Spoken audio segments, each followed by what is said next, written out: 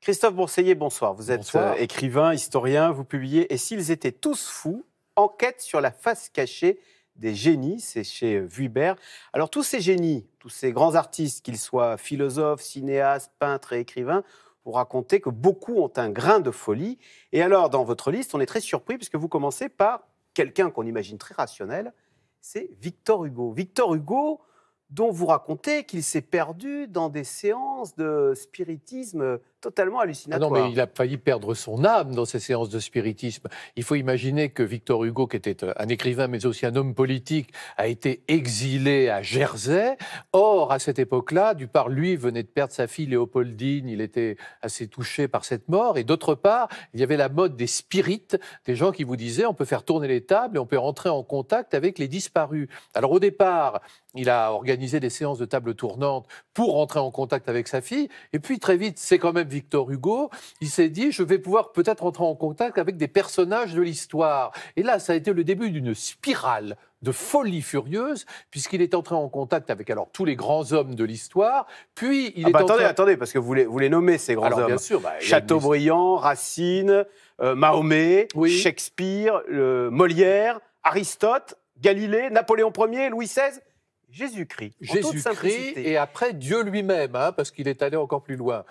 Oui, il y avait cette idée-là. Victor Hugo pensait sérieusement qu'il a entretenu une conversation via le spiritisme avec Dieu et Jésus-Christ. Non seulement il le pensait, mais en fait, il consignait sur un secrétaire ce que lui disait Shakespeare, Galilée, qui lui raconte les espaces, le silence éternel des espaces infinis, et beaucoup d'autres. Vous-même, vous reportez ce poème que Shakespeare a dicté à Victor Hugo lors de ses séances de spiritisme. Il est là. « Oh mon Dieu, j'agenouille à tes pieds mes victoires, Hamlet, Lear, etc. » Et vous dites, Hugo le jure, ces vers ne sont pas de lui, c'est bel et bien Shakespeare qui les lui a dictés. Alors, sauf que le problème, c'est que quand il fait parler Napoléon III, qui est vivant et qui vient quand même le voir pour s'excuser de l'avoir exilé, c'est du Victor Hugo. Il y a un style hugolien. Et puis alors, il devient, ça va très très loin, parce qu'il fait parler donc un grand nombre Après, il fait parler le cosmos, il fait parler l'idée, il fait parler le néant.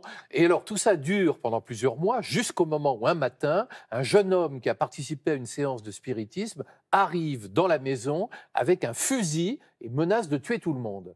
Et là, en fait, le jeune homme, il est allé trop loin, Victor Hugo s'affole, il va quitter Jersey, il va s'installer à Guernsey. Mais le problème, donc là, il arrête le spiritisme. Mais le problème, c'est qu'à partir de là, il va être torturé mystérieusement par des créatures infernales qu'il va nommer les Aucriniers et dont qu'il va dessiner, il va faire des dessins d'Aucriniers, et toute sa vie jusqu'à sa mort, alors qu'il revient en France, alors qu'il est de nouveau ce poète célébré par tous, Victor Hugo n'éteint plus la lumière, parce que dès que Victor Hugo éteint la lumière, d'horribles bestioles se jettent sur lui pour l'entraîner dans les enfers. Donc on peut dire que Victor Hugo, c'est quand même un cas de folie assez remarquable. Alors un autre qu'on imagine très rationnel et qui a l'image de quelqu'un de très austère, et vous nous en racontez des vertes et des pas mûres, c'est Jean-Paul Sartre. Oui, parce que Jean-Paul Sartre...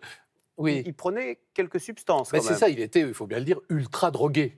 Jean-Paul Sartre, c'est quelqu'un qui vivait, je ne sais pas comment il a fait pour vivre tant d'années, parce que Jean-Paul Sartre, outre le fait qu'il buvait énormément... 1 litre d'alcool par jour. 1 litre d'alcool par jour. 2 paquets de cigarettes. 2 paquets de cigarettes, une nourriture très lourde, si vous voulez, et à côté de ça, il usait et abusait de substances, style cocaïne, amphétamine, pour tenir le coup. Et ce qui lui est arrivé très tôt dans sa vie, c'est qu'il a commencé à avoir des hallucinations, notamment une hallucination récurrente qu'il a suivie pendant plusieurs années, c'est le fait qu'il croyait qu'il était suivi par des crabes.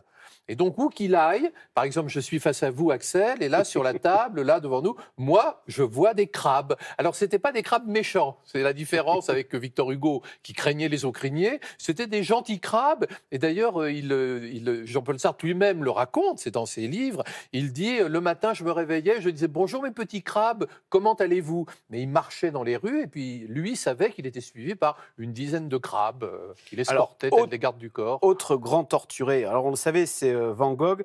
On sait qu'il s'est coupé l'oreille. Vous nous racontez même qu'il a mangé sa peinture. Oui, il mangeait sa peinture également. Oui, tout à fait. Mais alors Van Gogh, torturé il a des excuses, enfin vous le racontez. Si vous voulez, il a des excuses psychanalytiques d'une complexité extrême, puisque dans sa famille, tout le monde s'appelle Vincent Van Gogh et Théo Van Gogh, tout le monde. C'est-à-dire qu'il découvre, quand il est enfant, qu'il a un frère mort-né qui s'appelle Vincent Van Gogh. Et sa mère l'emmène sur la tombe de Vincent Van Gogh. Et alors là-dessus, comme tout le monde en plus est peintre, ça crée un salmigondis extraordinaire. Je veux dire qu'on est dans un rébut de Vincent Van Gogh et de Théo Van Gogh. Et je comprends que lui-même ne se soit pas dépatouillé. Et il avait son grand frère qui avait pile un an de plus que lui. Absolument. Et qui est mort et toute la vie. Théo Van Gogh. Voilà. Oui, tout à fait. Bon, Marcel Proust, on le découvre ça, c'est très spécial. Sadique.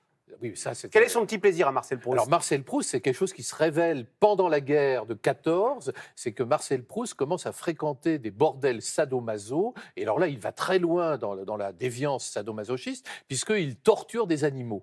Mais alors, c'est terrifiant ce qu'il fait subir à ces pauvres bêtes.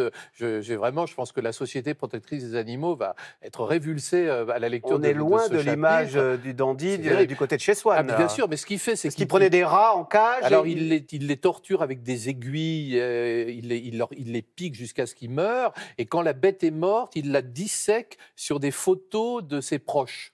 Et là, ensuite, il crache dessus, et il insulte alors ses parents, ses amis proches. Enfin, voilà, c'est très particulier. Et à votre avis, alors, est-ce que c'est ce grain de folie qui explique que toutes ces personnes soient aussi des génies? Mais moi, je crois qu'il y a, si vous voulez, il n'y a pas d'un côté les fous et de l'autre les normaux. Je crois qu'il y a un curseur de folie qui se déplace, et que les grands artistes sont des gens qui savent maîtriser leur folie que nous avons tous en nous. Je me souviens quand le président Hollande disait « Moi, je suis normal ».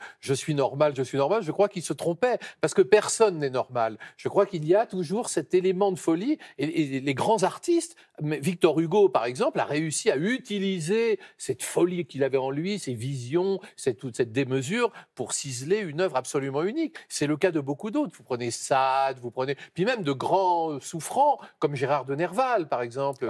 Alors, qui se promenait avec son homard bleu en laisse. Il se promenait avec un homard en laisse tiré par un ruban bleu. Il était nu dans les rues. Pas le homard. Non, Gérard de Nerval. Le homard et Nerval étaient nus tous les deux, si vous voulez. Mais pourquoi le faisait-il? C'est parce qu'il a eu un choc traumatique lié au fait qu'une actrice nommée Jenny Colomb n'a pas voulu de lui. C'est un chagrin d'amour. Les grands génies se doivent d'avoir un grain de folie. Il y a un chapitre sur Salvador Dali. Oui. Et vous vous demandez si lui, il n'est pas fou à la demande. Vous dites, est-ce que c'est pas un acteur en surjeu? Est-ce qu'il n'a pas une folie calculée? Ah non, mais lui, c'est clair. C'est pas du marketing. Ah non, mais lui, c'est clair. C'est la folie marketing. Lui, il a compris, il comprend, en gros, après la guerre de 40, que c'est vrai qu'il est avec sa moustache un peu comme ça, il est un petit peu spécial, et que son accent catalan a un certain charme. Et il va en jouer, mais sciemment. Vous savez, il est aux États-Unis pendant la guerre, et il va créer un journal qui s'appelle Dali News, à sa gloire. Ouais. Dali a mangé des pommes de terre. Ouais. Dali s'est promené dans la rue, etc., etc., etc. Et à partir de là, c'est vrai qu'on entre dans une construction très drôle, parce qu'à partir de là, il vous reçoit sur un trône, il tient des propos extraordinaires, il dit que l'acte érotique le plus sublime qu'il ait vécu, c'était de faire cuire des œufs au plat sur l'épaule d'une femme. Il se promène avec une Rolls remplie de choux-fleurs. Voilà, si vous voulez, vous invitez Dali à la maison et vous êtes sûr de ne pas être déçu. Et il y en a d'autres dont on n'a pas parlé, Stanley Kubrick, Camille Claudel, etc. Non, mais on n'a pas le temps. Ah, c'est dommage. Il faudra acheter votre livre, donc, qui sort. Et s'ils étaient tous fous, enquête sur la face cachée des génies, c'est chez Vuibert. Merci beaucoup. Merci beaucoup. Christophe Bourseiller. Vous restez avec nous tout de suite, c'est dans l'air.